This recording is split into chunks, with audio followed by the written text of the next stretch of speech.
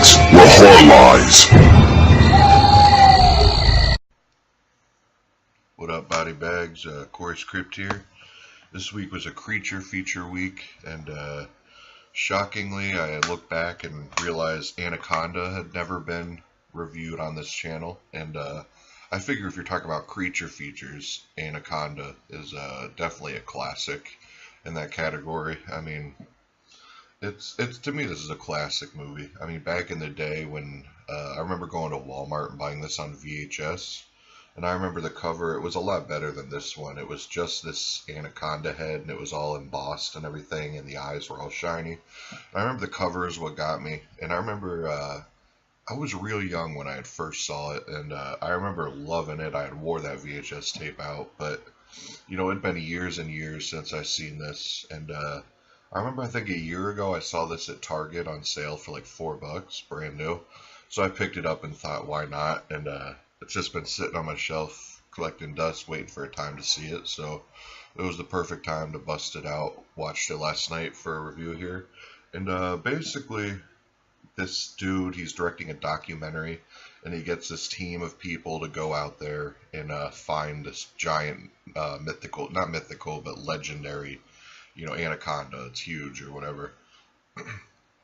And they end up running into John Voight, which is this dude who owns this boat, like a big boat, and he's a snake expert and the whole 9 yards. And he takes this crew out looking for the snake, and they run into all kinds of different things. Like there's this bridge, and they blow it up, and there's all these little snakes that are raining down on the boat because the thing blew up. And it's realized halfway through that there's a hidden ulterior motive for the guy. He's not there to help them, he's there for his own reasons, and basically turned this crew into his own crew, because there's a series of events that happen where the main guy, Eric Stoltz, he's just not in the picture anymore, so I don't want to give everything away, but he's out of commission for like 3/4 of the movie.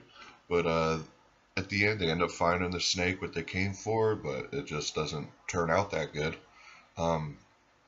One thing I gotta say is Jennifer Lopez is in this, and she's not as annoying in this as she is in other stuff. She's actually decent in it, and I think this was before all the hype and fame about her. I mean, this was 97, yeah. So she was just coming up or whatever. But one thing I gotta say is Ice Cube. He's awesome in it. He's the comic relief or whatever. This may have been after Friday. I'm not sure exactly when Friday was made, but this was one of his first movie roles. And it's really cool, too, because he's sitting on the boat and he's jamming music. What the music he's jamming is himself. Like, you hear Ice Cube. I don't know if it's The Predator, but it's one of those jamming on the boombox he's always listening to. And, you know, the acting is actually pretty decent on this for a killer snake movie.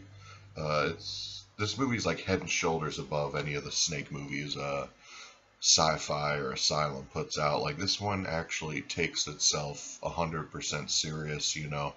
I don't know what, I've done some reading on this too, and supposedly this had a huge like blockbuster style budget, and the director just, I guess, refused to realize how cheesy and kind of like, I guess, Sci-Fi Channel this movie should have been, but he made it 100% serious. You know, there's a lot of money into it.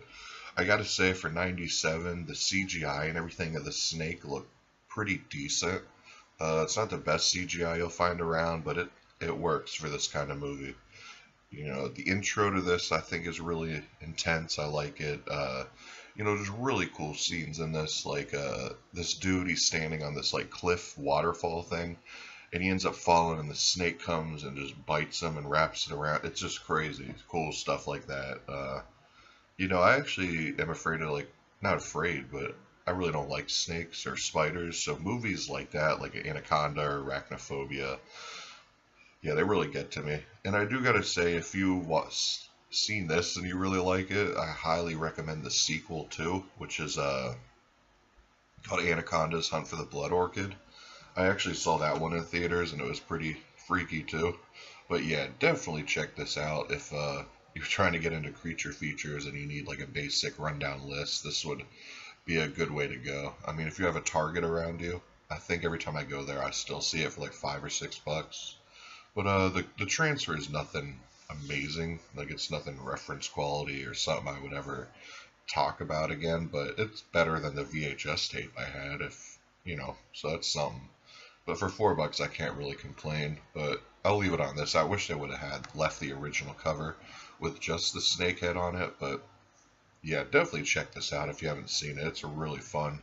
It's just a popcorn kind of stupid flick. So yeah, guys. All right. Peace.